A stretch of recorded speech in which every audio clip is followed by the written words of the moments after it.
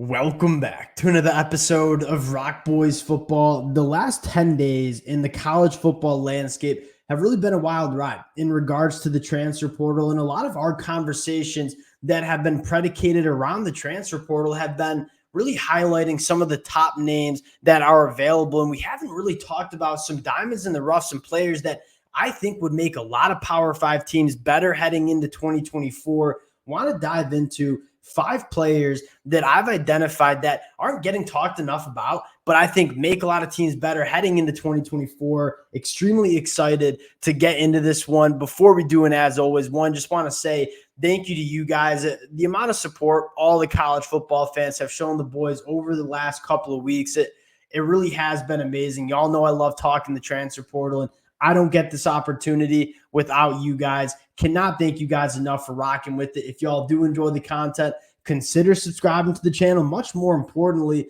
would love to hear some names from you guys as well in terms of your diamonds in the roughs, guys that you would like to see your college football teams be going after. There are a ton of names. I'm probably not highlighting enough names in this episode. Would love to hear from you guys as well in the comment section. We might circle back and do another episode with some of the names that you guys provide. But without further ado, let's get into some of my favorite names in the transfer portal. And I want to go to the FCS level first and talk about Anthony Dunn Jr. coming from Florida A&M. And this is a premier position in college football. You talk about probably the most important position on a college football defense. It's edge rushers, right? You can never have enough of them. And a guy like Anthony Dunn Jr., from a pure edge rusher standpoint, from a pure pass rusher standpoint, phenomenal numbers at the FCS level. And when you take a look at some of the film, you take a look at what he looks like a guy that can jump to the Power 5 level and be a high-level contributor for a lot of Power 5 teams. You take a look at the numbers from Florida A&M in 2023, 31 quarterback hurries, a 17.5% pass rush win rate. I mean, largely some of the better numbers that you'll see across college football. He hits the transfer portal, and we know a lot of teams will pay top dollar for elite edge rushers. Anthony Dunn Jr., in my mind, is one of those elite edge rushers that I would take a stab at heading into 2024. It's a very important aspect of playing defense at the college football level, and I think Anthony Dunn Jr. can do it at the Power 5 level. He's my number one diamond in the rough in the transfer portal. Going to another name that I think is really interesting in Josiah Wagner, coming from Oklahoma. Didn't play a ton during his freshman year at Oklahoma. Hits the transfer portal kind of as a result of just having a loaded cornerback room for the Oklahoma Sooners.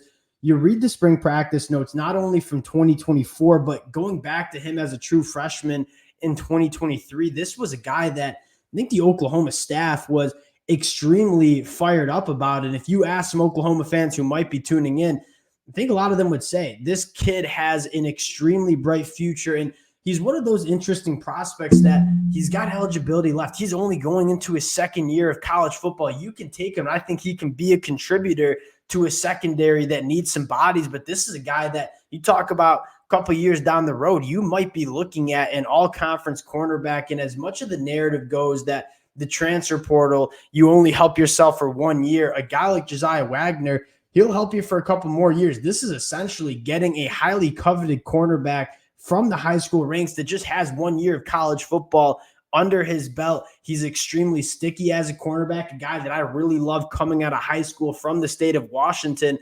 I think the two things check out. One, really coveted coming out of high school, really played good football for Oklahoma during those spring practice windows. Those are the two boxes that you want to get checked in terms of young guys that have hit the transfer portal. I think Josiah Wagner, another premium position that a lot of teams are looking to address in the transfer portal. I would be thrilled if my Michigan Wolverines went after a guy like Josiah Wagner. I think he's another guy that not getting enough talked about because he hasn't played a ton of football at the college level, but a guy that I think not only can help a team in 2024, but can help a team for the next couple of years at the college football level. Moving on to a really interesting prospect that I absolutely loved coming out of high school as a top 50 national guy in Sam McCall. And the reason why I choose to highlight Sam McCall is I think he's going to get the narrative of a kind of a premier high school recruit that's just kind of a washout. I wouldn't give him that label so fast. You take a look at Sam McCall's college football career. He commits to Florida State, plays there for a year. He came into Florida State with the designation of an athlete, and I don't know if Florida State really knew where to put him. They tried him out as an offensive player. They tried him out in the secondary. Never really got his footing at Florida State. He goes to Texas A&M. Obviously, Jimbo Fisher gets fired. He hits the portal once again.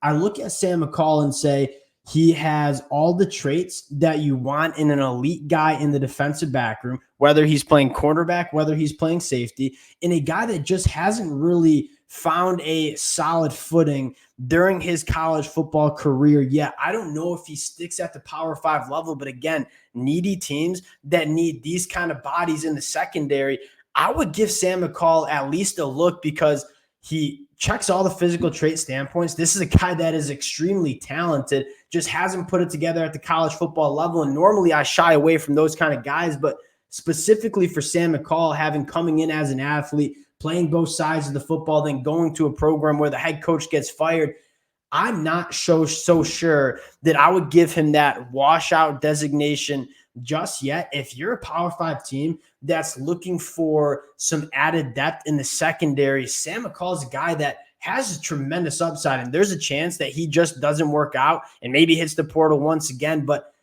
we say this a lot in the game of football, especially at the college level. It's a height, weight, speed game. You want to bet on these kind of guys. You want your roster chock full of these kind of guys and then bet on them figuring it out at the college football level. If I'm a Power 5 team that needs some depth in the secondary, I'm taking a look at Sam McCall because I think going into year 3, he might start putting it together at that secondary spot at the college football level. Next name I want to look at, and 2 wide receivers that I kind of are, in my opinion, kind of confused why they're not getting a little bit more traction. Jfar, the first one I want to talk about, was largely the wide receiver 1 for Auburn last year, a guy that you go back to the spring practice notes again and say, Jfar got a lot of buzz for this Auburn program. Solid year in 2023 in a passing offense that largely was non-existent. I know a lot of Auburn fans really do like Jfar. Now, what happened with Jfar is he's going into year 3. That Auburn wide receiver room quickly fills up with guys like Cam Coleman, Keandre Lambert-Smith. I think Jfar kind of just got squeezed out, and going into year 3, wanted to be in a wide receiver room where he's going to be a little bit more of a feature. This is a wide receiver that separates. He's a guy that gets open, runs clean routes. He's not necessarily the biggest or fastest, but a guy that has been a really solid wide receiver. There are a lot of programs that are looking for solid wide receivers that can work the middle of the field, and I think Jfar is one of those kind of cats. I would love to see him go to a Power 5 program where he's in a better passing offense with more opportunity. This is a guy that I think can help a lot of Power 5 programs. The last wide receiver that I want to talk about, and this is kind of the definition of a lot of programs looking for this kind of wide receiver. I know the Florida Gators are. I know my Michigan Wolverines are. A wide receiver that's a big-bodied frame, that plays on the boundary, that can work vertically down the field.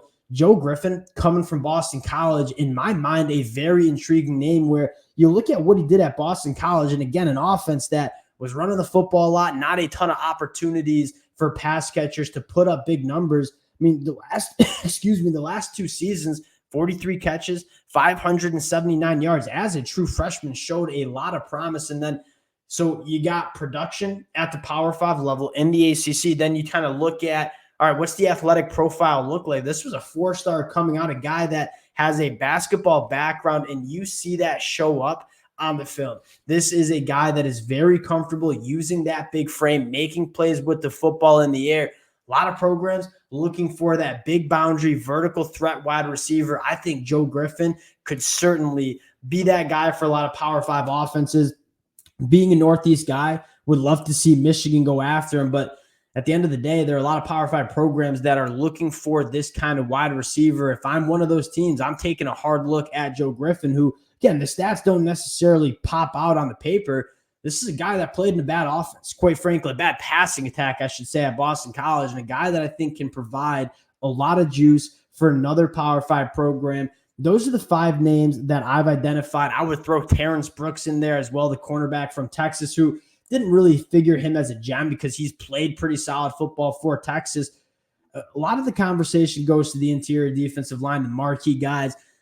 I'm not saying every player in the transfer portal, heck, most of the players in the transfer portal probably aren't helping Power 5 programs that much, but there are some guys that aren't getting talked enough about that I think would add a lot to Power 5 rosters. Those are the 5 that I've identified. Would love to hear from you guys in the comments section. We'll probably run one back again with some of the names that you guys have provided. Appreciate y'all rocking with the fellas. And if y'all do enjoy the content, consider subscribing to the channel. Appreciate you guys, and we'll talk to y'all later.